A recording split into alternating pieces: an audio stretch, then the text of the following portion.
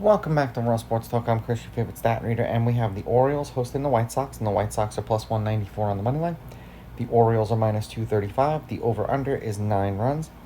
The White Sox getting a run and a half on the run line are plus 100, meaning if you bet them that way, they win this game outright, you win. They lose by 1, you win. And the Orioles laying a run and a half on the run line are minus 120, meaning if you bet them that way, they must win by 2 runs or more. Now, these are the overnight odds. They're going to change the closer we get to first pitch tomorrow. Burke did not pitch against the Orioles last year or this year. Eflin pitched twice against the White Sox last year as a member of the Rays. 7 innings, 1 run, 1 earned. They won 5-1. He struck out 3. 6 innings, 5 runs, 4 of which were earned. They lost 9-4. That was in Chicago. He struck out 4 in that game. Head-to-head, the Orioles are 8-2 in their last 10 meetings against the White Sox. The road team is 6-4. The favorite is both 8-2 on the money line and 8-2 on the run line. There have been no one-run games in their last 10 meetings. The over is hit in their last 3. The over is 7-1-2, and the over 9 specifically is 5-2-3. This is another game that's in game danger because the Northeast is getting pounded with weather.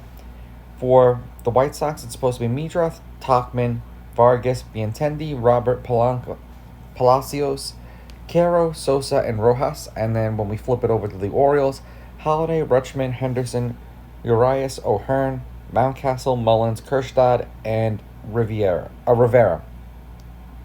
70 degrees, 6-mile-an-hour winds blowing out, 65% chance of rain. So very good chance that this game either gets delayed or rained out altogether because of the weather.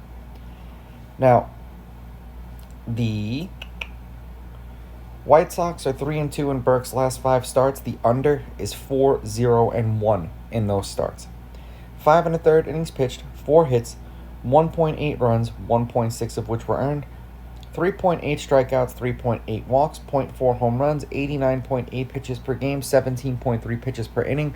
And if they're looking to deal at the deadline, this is probably going to be someone that teams that are competitive are going to be looking to take off of their hands, because you heard his stat line for a shit team.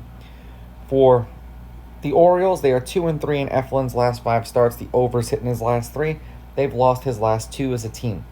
5 1/3 innings pitched, 6.4 hits, 3.8 runs, 3.6 of which were earned, 3.2 strikeouts, 0.8 walks, 1.6 home runs.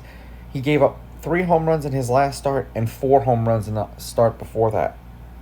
83.8 pitches per game, 15.5 pitches per inning. The White Sox versus righties, 3.5 runs per game, 220 batting average, 5.3 hits. The Orioles versus righties, 4.4 runs per game, 252 batting average, 6.5 hits per game.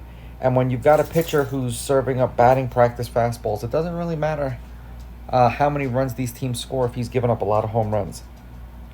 The White Sox are 4-6 in their last 10. The over is 6-4 in their last 10. 9 runs, 3 runs, 10 runs, 13 runs. 4 runs and a loss, 1 run and a loss, 4 runs and a loss, 9 runs and a win. For the Orioles, 4-6 in their last 10. The over is 6-4. They've lost their last 2. 6 runs, 7 runs, 11 runs, 10 runs. 5 runs and a win, 5 runs and a win, 4 runs and a loss, 4 runs and a loss. I'm taking the White Sox with the money line. I'm going to take the White Sox getting the runs, and I'm going over. These are just my picks. If you disagree, please go with your gut, and please bet responsibly.